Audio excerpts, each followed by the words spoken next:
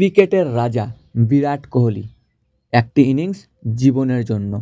দিল্লির এক সাধারণ ছেলেটি, নাম তার বিরাট, ছোটবেলা থেকে তার ব্যাট আর বলের সঙ্গে এক অদ্ভুত প্রেম ছিল।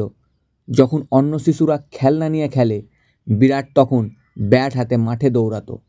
9 বছর বয়সে ভর্তি হলো ওয়েস্ট দিল্লি ক্রিকেট একাডেমিতে। কঠোর অনুশীলন আর অসীম আত্মবিশ্বাস তাকে অন্যদের থেকে আলাদা করে তোলে। কিন্তু জীবনের সবথেকে কঠিন ইনিংসটি শুরু হয় 2006 সালে, Ranji trophy match. Ranji trophy match চলাকালীন মাঝরাতে তার বাবা মারা যায়। সবাই ভেবেছিল সে আর খেলবে না, কিন্তু পরদিন সকালে মাঠে নেমে সে 90 রানের একটা অসাধারণ ইনিংস খেলল। এই ইনিংসটা শুধু তার রান ছিল না, ছিল তার বাবার স্বপ্ন পূরণের প্রতিজ্ঞা। বছর যেতে থাকে, কিশোর বিরাট পরিণত হয় কিং কোহলিতে। শত শত রান, রেকর্ড ভাঙা আর কোটি মানুষের ভালোবাসা, সবকিছু অর্জন করে সে। কিন্তু তার কাছে আজও সবচেয়ে স্মরণীয় ইনিংসটা সেই 90 রান, যেটা সে তার বাবার জন্য খেলেছিল।